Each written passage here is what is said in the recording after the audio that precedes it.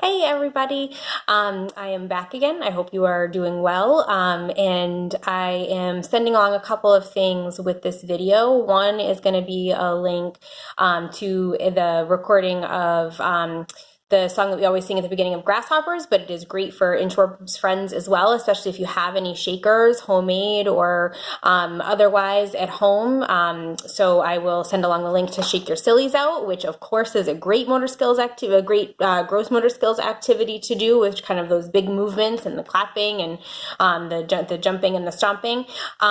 So today what I wanted to talk about though is gross motor skills. So that idea of how are you helping your child meet that need that they have of, doing kind of those big muscle movements, doing some resistance activities, and, really kind of getting that energy out that they need to and developing those skills that they need to while we're all a little bit cooped up at home. And so I wanted to give you guys 3 ideas today of different things to incorporate.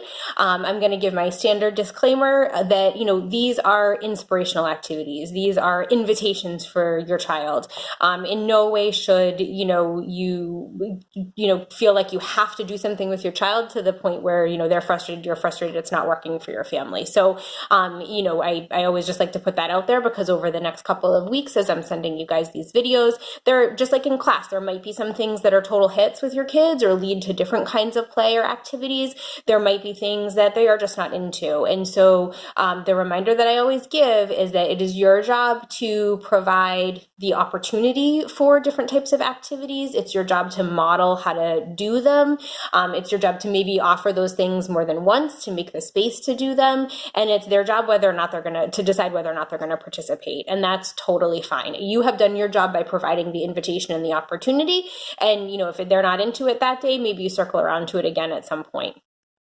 So the first thing I want to start off with is the idea, and again, this is, for inchworms on up, 6-month-old babies on up, the idea of thinking about ways to incorporate reaching, throwing, tossing, and maybe also, kind of crossing a room for those of your babies who are mobile in some way. And so this is a super simple one. All you need are some balled up socks and some type of receptacle. So for bigger kids, especially our walkers, you definitely could just put a laundry basket across the room, and you want to do some modeling for them. So you could model for them, maybe having a pile of socks on one side of the room, picking them up, walking over, putting them in.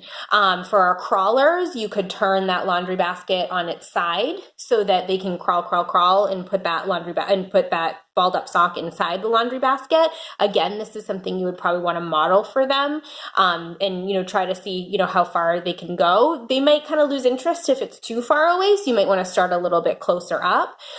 For my inchworms who aren't quite crawling yet, this is a great opportunity for you to just kind of model some of just those bigger muscle movements of maybe reaching. So maybe you might have a smaller type receptacle, a soft little basket or something that's a little bit smaller that you can put in front of them, and whether they're in a seated position and you're having them model, sorry, I keep going off camera. This is very awkward for me.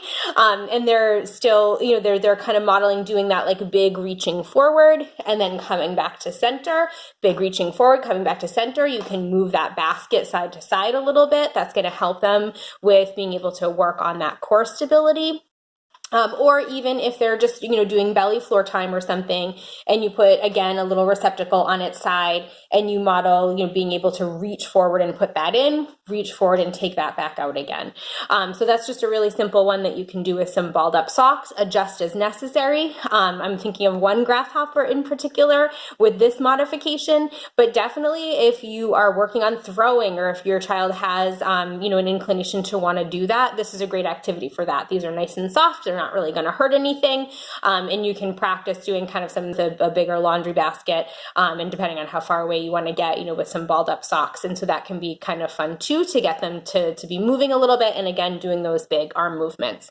The second thing that I want to talk about is resistance activities. And so there are a couple of different ways that you can do this. One super simple way is to just use something like a scarf, or maybe even a receiving blanket, and to use it in a little bit of a resistance way. Obviously, you don't want to do like a full-on tug of war, because kids don't know that if they just let go, that could lead to some tears. So, trying to figure out how to do that in a safe way. There are a couple of different ways that you can do it.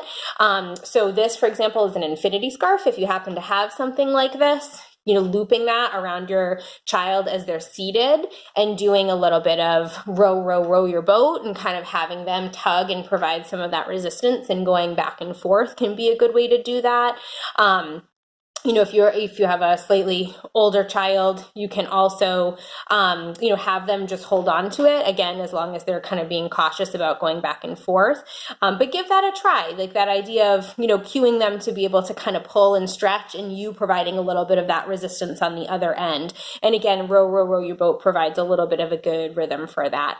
The other resistance activity that can be fun, again, both for, non-mobile babies as well as older babies, as well as older toddlers, is doing kind of some pedal pushes. So it's almost like if you think back to when you did bicycle legs when your baby was small to try to relieve gas, same type of thing. They lay on their back on the floor, and you have them put their feet up on the palms of your hands, and then you push.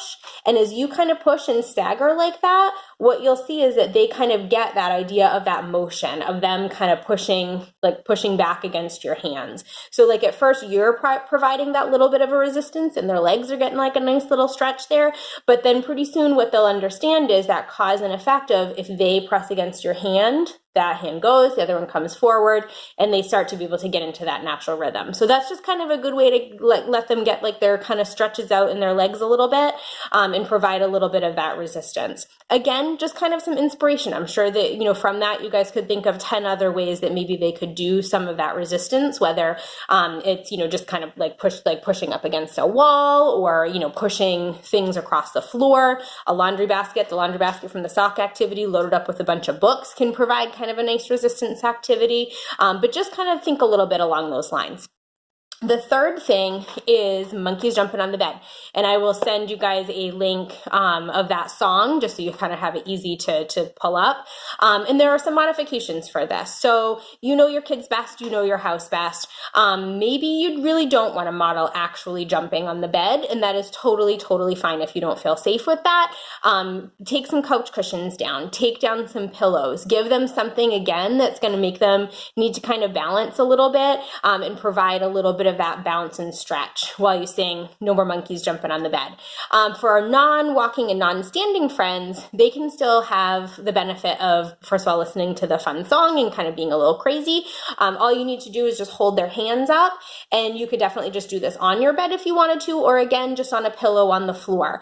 So holding their hands while they're in kind of a standing position, like having them kind of put those feet down and bear some weight on them, and finding that squishy or soft surface where they kind of have to step to be able to keep balance, and just sort of modeling that little bit of a jump or a bounce. Again, if you're especially inchworm is super not into that and doesn't feel comfortable and isn't really exploring that right now, the modification would be just have them lay on kind of a bouncy surface. And while you sing No More Monkeys Jumping on the Bed, you can just kind of provide that little bit of a bounce for them, which will be just kind of a fun or different sensory experience for them. And again, kind of model that idea of like the resistance and the movement.